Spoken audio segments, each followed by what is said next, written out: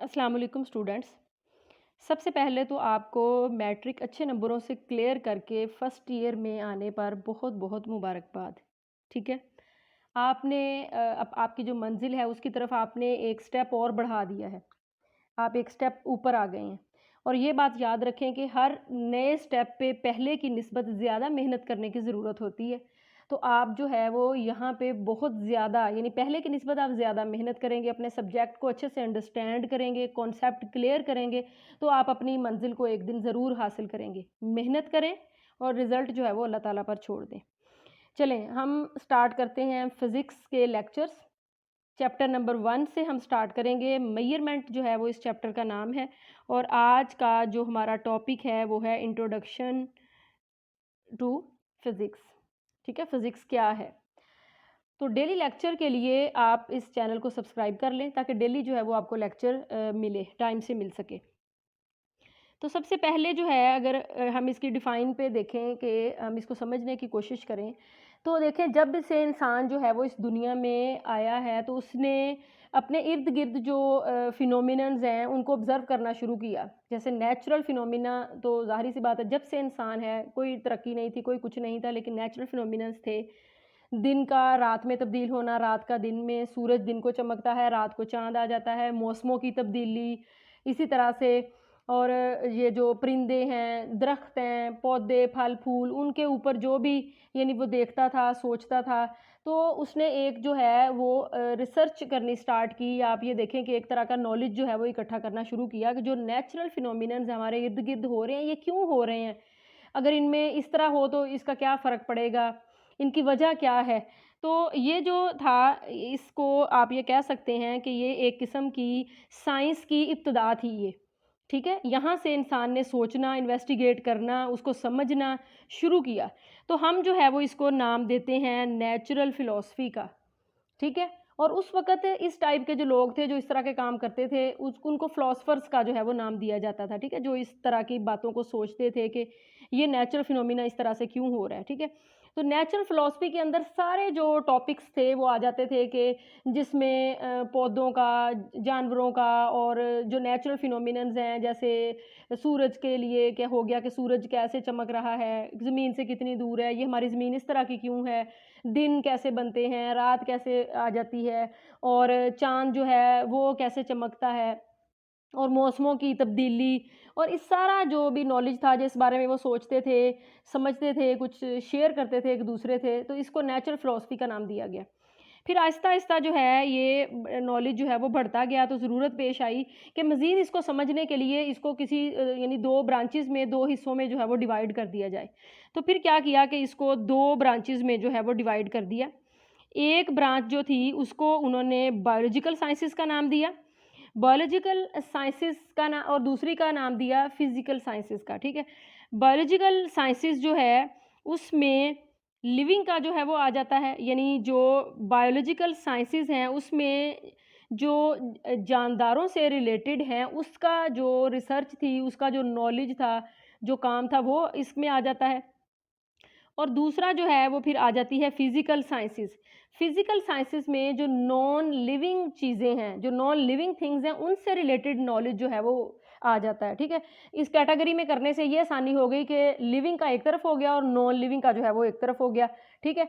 तो उसके बाद जो आगे नॉन लिविंग के बारे में यानी अगर नॉन लिविंग को मज़ीद कैटेगरीज़ में डिवाइड किया जाए, उसको समझने के लिए, उसको सिम्प्लीफ़ाई करने के लिए, तो इसकी कुछ ब्रांचेज़ जो हैं वो मेन बनती हैं जिसमें एक तो जो है ये हमारी फ़िज़िक्स है, ठीक है? जिसके बारे में हम यहाँ पे पढ़ेंगे फ़िज़िक्स है और इसके साथ दूसरी केमिस्ट्री है जो कि केमिकल रिएक्शंस वग़ैरह से जो इससे रिलेटेड एस्ट्रोनॉमी है, जो हमारी जो हेवनली बॉडीज़ हैं, जो एस्ट्रोनॉमर्स होते हैं, ठीक है? आसमान पे, तो वो उससे रिलेटेड है। उसके बाद जियोलॉजी है, ये अर्थ से रिलेटेड है।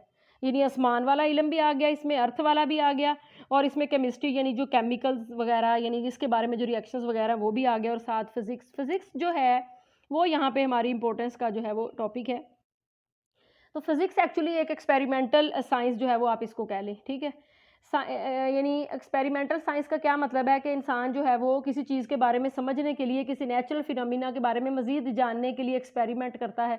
कि इसको मेजर किया जाए तो क्या होगा, इसको कम कर दिया जाए तो क्या रिजल्ट आएगा, इसको ज़्यादा कर दिया जाए तो क्या रिजल्ट आएगा, यानी कुछ मेजरमेंट्स करता है। एक्सपेरिमेंटल जो है वो साइंस है, एक्सपेरिमेंट करता है, उससे रिजल्ट निकालता है, फिर कोई थ्योरी देता है कि जी इस तरह करने से जो है वो रिजल्ट ये आता है। तो फिज़िक्स जो है वो एक एक्सपेरिमेंटल जो है वो साइंस है, ठीक है। इसके अंदर जो है वो हम डिफरेंट फिनोमिनन्स को, यानी पार्टिकल को, टेक्निक्स को, उनसे रिलेटेड जो साइंटिफिक मेथड हैं उसको समझते हैं और समझने की जो है वो कोशिश करते हैं कि ये फिनोमिना इस तरह से क्यों हो रहा है, ठीक है।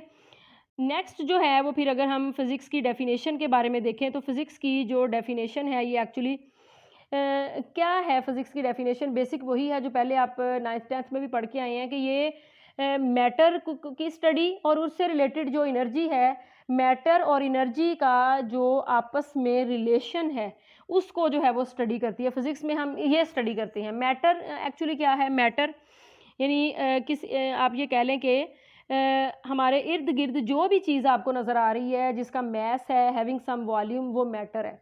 तो मैटर जो है वो 3 स्टेट में जो है वो एग्जिस्ट करता है, सॉलिड, लिक्विड एंड गैसेस।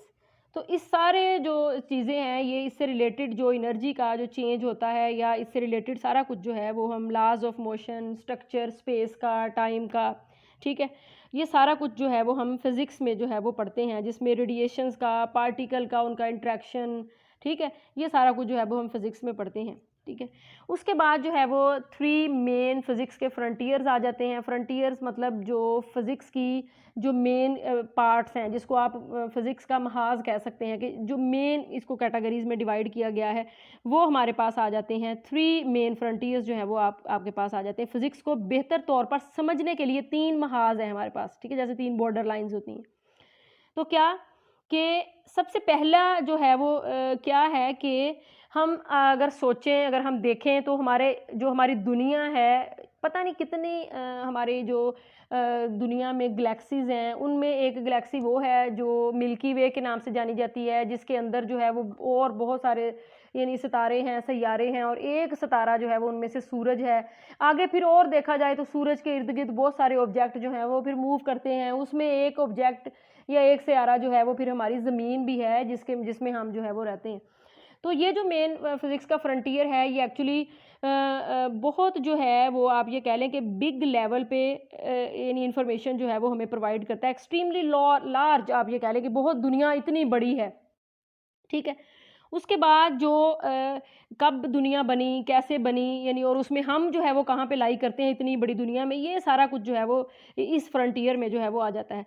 उसके बाद सेकंड जो है वो अगर आप किसी एक ऑब्जेक्ट को देखें, अगर आप एक ऑब्जेक्ट को पकड़ें यानी तो आप उसके बारे में इन्वेस्टिगेशन करने की कोशिश करें, मैटर से मिलके बना है, फिर उसके मज़ीद जो है वो आप डिटेल में जाएँ, मॉलिक्यूल्स आ जाते हैं, मज़ीद डिटेल में जाएँ तो मॉलिक्यूल एटम से मिलके बने हैं, मज़ीद डिटेल में जाएँ तो एटम जो है वो और एलिमेंट्री पार्टिकल से मिलके बने हैं, जिसमें प्रोटॉन, इलेक्ट्रॉन, न्यूट्रॉन और मीज़ोन्स वगैरह आ जाते हैं।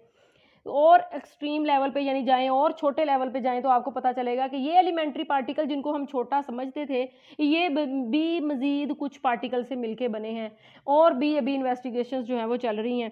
तो ये वाला जो फिज़िक्स का फ्रंटियर है ये स्मॉल साइज़ है, एक्सट्रीमली स्मॉल साइज़ तक जो है वो हम किस स्केल तक दुनिया को देखते हैं, दुनिया को लेकर जाते हैं। उसके बाद फिर आ जाता है मिडल साइज़, जिसमें मॉलिक्यूलर लेवल जो है वो आ जाता है, जैसे चीज़ें मॉलिक्यूल से मिलके बनी हैं उसको मज़ीद जो है वो फिर समझने के लिए। तो ये वाला जो है ये आप ये इसको कह सकते हैं मिडल साइज़ जो है वो फ्रंटियर। थर्ड जो है वो एक बहुत बड़े स्केल पे हो गया, एक बहुत छोटे स्केल पे हो गया, और एक जो है वो इनके दरमियान में हो गया, ठीक है। तो ये 3 मेन फिज़िक्स के जो हैं वो फ्रंटियर्स हैं।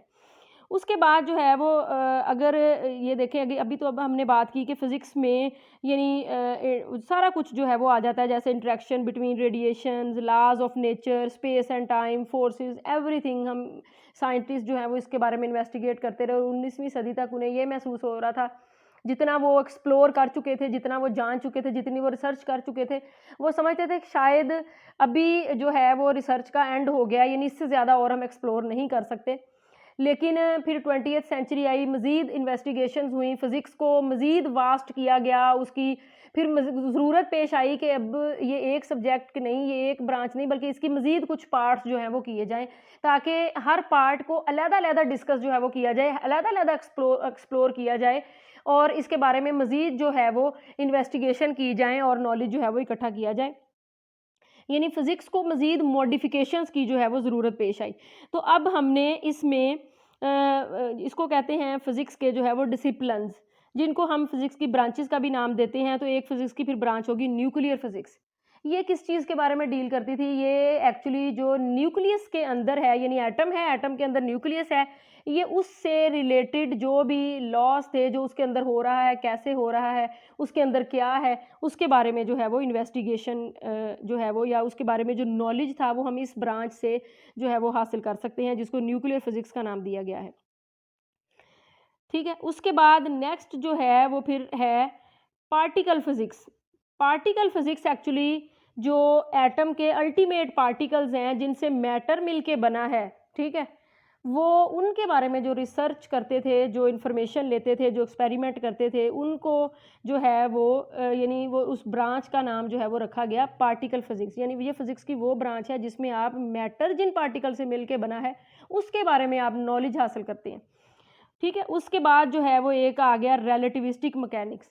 रिलेटिविस्टिक मैकेनिक्स एक्चुअली फिजिक्स की वो ब्रांच है जिसमें आप, एक तो हो गई ना ऑर्डिनरी स्पीड जिससे आम चीज़ें मूव करती हैं, लेकिन एक हो गई स्पेशल स्पीड जो कि है लाइट की स्पीड, जो बहुत ज़्यादा है।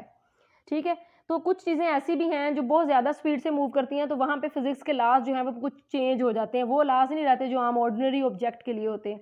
तो इसलिए हम रिलेटिविस्टिक मैकेनिक्स में रिलेटिव चीज़ों को डिस्कस करते हैं, रिलेटिव टू ऑर्डिनरी ऑब्जेक्ट, और वो ऑब्जेक्ट जो रिलेट करते हैं, जो बहुत ज़्यादा हाई वेलोसिटी से जो है वो मूव कर रहे होते हैं, approaching to the velocity of light. उसके बाद आ जाता है सॉलिड स्टेट फिजिक्स, भी एक फिजिक्स की ब्रांच है जिसमें आप, यानी मैटर की एक स्टेट है ना सॉलिड, उसके स्ट्रक्चर के बारे में, उसकी प्रॉपर्टीज़ के बारे में इन्वेस्टिगेट करते हैं। ये तो 3-4 यानी फिजिक्स की ब्रांचेज़ हैं, तो यहाँ पे उनके बारे में दिया हुआ है, लेकिन बहुत सारी जो है वो फिजिक्स की ब्रांचेज़ हैं जिनके बारे में हम यहाँ पे सारा जो है वो इन्वेस्टिगेट करते हैं, और उनको अलग-अलग यानी कैटेगरीज़ में डिवाइड कर दिया गया, और इस तरह से उनके बारे में जानना, समझना और नॉलेज जो है वो इकट्ठा करना आसान जो है वो हो गया, इसलिए इसको ब्रांचेज़ में जो है वो डिवाइड कर दिया गया। अब जो भी यानी एक ख़ास ब्रांच को पढ़ेगा, वो उसके बारे में उसकी ऑथेंटिसिटी होगी, वो उस नॉलेज को जो है वो आगे शेयर फिर कर सकेगा, एक्सप्लोर कर सकेगा, मज़ीद एक्सपेरिमेंट जो है वो कर सकेगा इस तरह से, ठीक है। उसके बाद अगर आप मज़ीद जो है वो अब आप देखें कि आजकल इंफॉर्मेशन टेक्नोलॉजी का दौर है, दुनिया ग्लोबल विलेज बन चुकी है।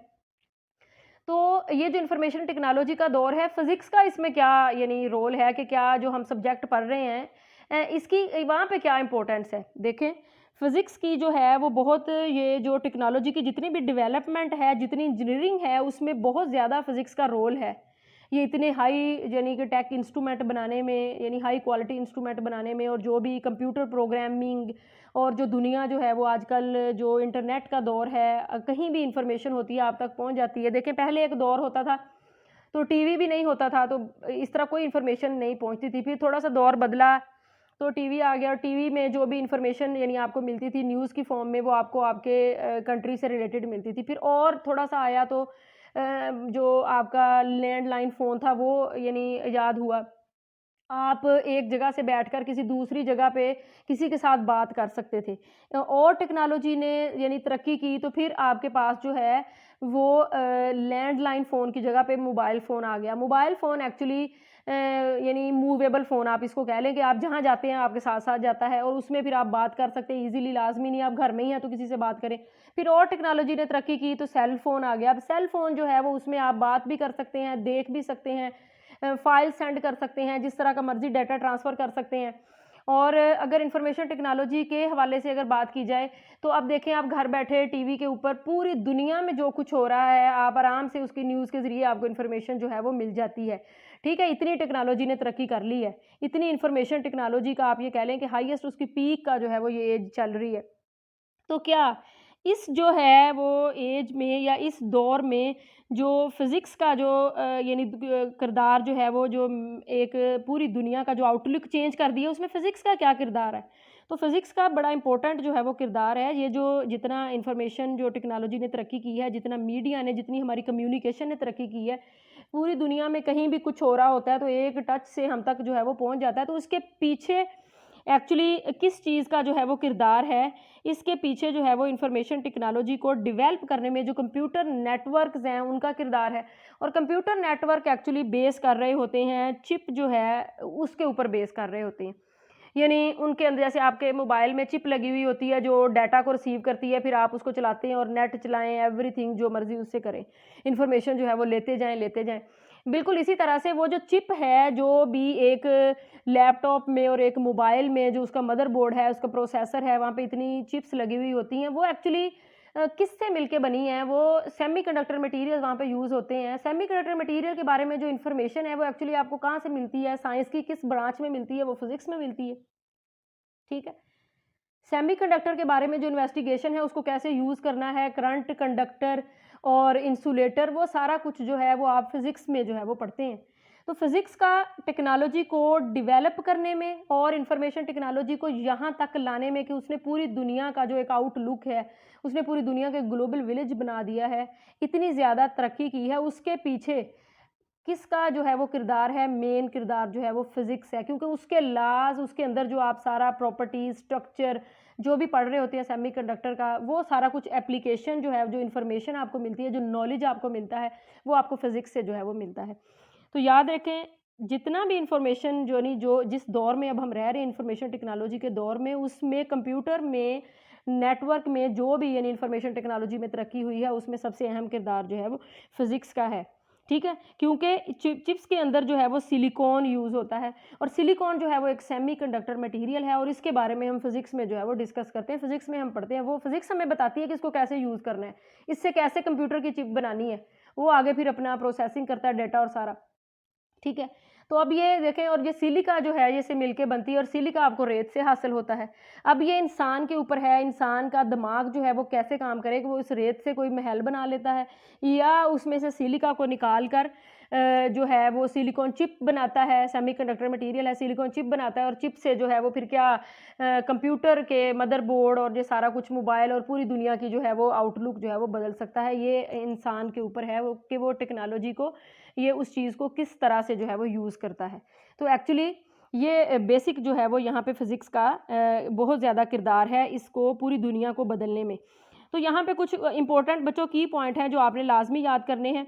तो ये फ़िज़िक्स की कुछ ब्रांचेज़ हैं जिसमें मैकेनिक्स है, फ़ोर्स और मोशन के बारे में होगा, हीट एंड थर्मोडायनामिक्स हीट से रिलेटेड जो है ये फ़िज़िक्स की ब्रांच है। इलेक्ट्रोमैग्नेटिज्म में इलेक्ट्रिसिटी और मैग्नेटिज्म के आपस में कनेक्शन है। ऑप्टिक्स में हम लाइट के बारे में बात करते हैं, जो लाइट के फिनोमिनन्स हैं, उससे रिलेटेड जो ऑप्टिकल इंस्ट्रूमेंट है, उसके बारे में। साउंड है, इसमें साउंड वेव से रिलेटेड आ जाएगा। हाइड्रोडायनामिक्स में आप यानी फ्लूइड के बारे में बात करते हैं, उनकी मूवमेंट के बारे में बात करते हैं। स्पेशल रिलेटिविटी का भी मैंने आपको बताया, जनरल रिलेटिविटी का, ये एक्चुअली रिलेटिविस्टिक मैकेनिक्स से रिलेटेड है। क्वांटम मैकेनिक्स में आप मॉडर्न फिज़िक्स के बारे में बात करते हैं ठीक है? उसके बाद एटॉमिक फ़िज़िक्स में आप एटम के बारे में बात करते हैं, मॉलिक्यूलर फ़िज़िक्स में आप जो मॉलिक्यूलर लेवल पे यानी कि जो भी इंटरैक्शंस जो है वो हो रहे होते हैं, जो भी प्रोसेस हो रहा होता है, उस पे बात करते हैं। न्यूक्लियर फ़िज़िक्स में आप भी मैंने आपको पहले इसकी डेफ़िनेशन के बारे में बताया। इसी तरह से solid state physics, particle physics, super conductivity में वो कंडक्टर जो बगैर जो है रेज़िस्टेंस के करंट उनमें फ़्लो करता है वो। उसके बाद सुपर फ्लूइडिटी में आप ऐसे फ्लूइड के बारे में बात करते हैं जो जिनके जो भी ज़ीरो विस्कोसिटी से मूव करते हैं। प्लाज़्मा फ़िज़िक्स जो है ये plasma is a fourth state of matter. 3 state हमने पहले पढ़ी ना, ये उस चौथी स्टेट है। इसमें जो है वो मैटर आयोनाइज़ फॉर्म में होता है, पॉज़िटिव और नेगेटिव आयन्स की फॉर्म में होता है। तो ये इसके बारे में आप पढ़ते हैं। मैग्नेटो हाइड्रोडायनामिक्स जो है ये ऐसे फ्लूइड जो मूव कर सकते हैं जिसमें से करंट पास कर सकता है वो। और स्पेस फिज़िक्स जो है वो एक्चुअली आपको स्पेस के बारे में सारी इन्फॉर्मेशन जो है वो इस ब्रांच में आपको मिलती है। उसके बाद जो है वो फिज़िक्स की जो दूसरी ब्रांचेज़ के साथ जो है ना वो आपका है वो। तो वो हम देख लेते हैं, उसमें एस्ट्रोफ़िज़िक्स है, एस्ट्रोनॉट्स वगैरह ख़ला में जाते हैं, उससे इन्फॉर्मेशन जो है वो इकट्ठी करते हैं, वो इसके बारे में पढ़ते हैं आप। बायोफिजिक्स जो है वो एक्चुअली लिविंग ऑर्गेनिजम्स के बारे में है। देखें, वहाँ पे भी कुछ चीज़ें ऐसी हैं जिनको फिजिक्स को पढ़े बगैर जो है वो आप नहीं पढ़ सकते। तो ये एक्चुअली वो फिजिक्स की ब्रांच है जो बायो से रिलेटेड जो भी कुछ फिनोमिनाज हैं उनको आप फिजिक्स के पॉइंट ऑफ व्यू से डिस्कस करते हैं। इसी तरह से केमिकल फिजिक्स है जिसको आपने फिजिकल केमिस्ट्री का जो हमने नाम दिया था, यानी जो केमिस्ट्री से रिलेटेड प्रोसेसेस होते हैं जिनको आप फिजिक्स के लॉज की मदद से जो है वो डिस्कस करते हैं। उसके बाद जो है ये इंजीनियरिंग फिजिक्स है, जितने भी इंस्ट्रूमेंट जो हैं वो बनते हैं उनके उसके पीछे जो है वो इंजीनियरिंग फिजिक्स इन्वॉल्व होती है, जिसमें मैथ, केमिस्ट्री और सारे ये डिसिप्लिन काम करते हैं। जियो फिजिक्स जो है वो आपको अर्थ से रिलेटेड है, हमारी अर्थ के अंदर क्या है, हमारी क्लाइमेट कैसे चेंज होती है, अर्थ क्वेक्स वगैरह आते हैं, ये सारी इन्फॉर्मेशन आपको जियो फिजिक्स में मिलती है। Medical physics the most important, कि मेडिकल फिजिक्स देखें आप मेडिकल की फील्ड में आजकल क्या कुछ हो रहा है, तो आप क्या समझते हैं वो सिर्फ बायो का या उसका है, लेकिन उसके पीछे जो फिनोमिनन है वो फिजिक्स के हैं। आप लेज़र ट्रीटमेंट करवा रहे हैं, आप अल्ट्रासाउंड करवा रहे हैं, आप जो है वो एक्सरे करवा रहे हैं, आप एमआरआई करवा रहे हैं, आप जो है वो ईसीजी करवा रहे हैं। ये बेसिक सारे प्रिंसिपल जो हैं वो किससे आपको रिलेट करवा रहे हैं, आप किसके बारे में, यानी किस सब्जेक्ट के बारे में इंफॉर्मेशन जो है वो आपको देते हैं। ये एक्चुअली ये सारे एक्सरेज, ये एमआरआई, मैग्नेटिक रेजोनेंस इमेजिंग और ये जो लेज़र ट्रीटमेंट है, ये अल्ट्रासाउंड है, ईसीजी है, ये सारा कुछ जो है वो मेडिकल में हेल्प तो कर रहा है, लेकिन इसकी जो जो सारा आप इसके बारे में पढ़ते हैं, इन्फॉर्मेशन लेते हैं, सारा आपके बारे में जानते हैं, वो आप मेडिकल यानी आप फिज़िक्स जो है वो आपको बताती है। ठीक है? तो मेडिकल फिज़िक्स में जो है वो फिज़िक्स का बहुत अहम जो है वो किरदार है, यानी आपको ये सारा उसके बारे में इन्फॉर्मेशन प्रोवाइड करती है। फिज़िकल ओशियनोग्राफी में ओशंस के बारे में जो मालूमात होती हैं, जो उनका नॉलेज है वो आपको यहाँ से मिलता है, उसमें फ़िज़िक्स के लॉ ज़ाहिर सी बात है वहाँ पे भी फ़िज़िक्स इन्वॉल्व है। और उसके बाद सबसे एंड पे है फिज़िक्स ऑफ म्यूज़िक। म्यूज़िक के बारे में भी ये भी एक फ़िज़िक्स जो है वो मतलब हेल्प जो है वो हमें उसके बारे में करती है। फ्रीक्वेंसी है, वेवलेंथ है, म्यूज़िक जो है वो एक स्पेशल यानी टाइप की साउंड है, तो साउंड वेव के बारे में यानी वेव्स के बारे में वो सारा वो भी आप यहाँ पे फ़िज़िक्स में ही आप पढ़ते हैं। तो ये एक्चुअली इनको कहते हैं इंटरडिसिप्लिनरी एरियाज़ ऑफ फ़िज़िक्स। तो ये आपके कुछ की पॉइंट हैं जो आपने ज़रूर इनको याद करना है कि फ़िज़िक्स की जो अपनी ब्रांचेज़ हैं वो क्या-क्या हैं, और जो फ़िज़िक्स का जो दूसरे एरियाज़ हैं साइंस के, जैसे केमिस्ट्री होगी, बायो, मेडिकल, एस्ट्रोलॉजी वगैरह, जियोलॉजी, इसमें जो है वो जाके फ़िज़िक्स का क्या किरदार है, क्या वो उनके बारे में यानी हम फ़िज़िक्स के बारे में जाने बगैर वहाँ पे नहीं पढ़ सकते या हम नहीं समझ सकते। तो इन सारे शोबों में भी फ़िज़िक्स का जो है वो बहुत अहम जो है वो किरदार है। तो ये था हमारा आज का टॉपिक, इंट्रोडक्शन टू फ़िज़िक्स। उम्मीद है ये आपको अच्छे से समझ आ गया होगा। अगर कोई क्वेश्चन हो तो आप फिर मुझसे पूछ सकते हैं।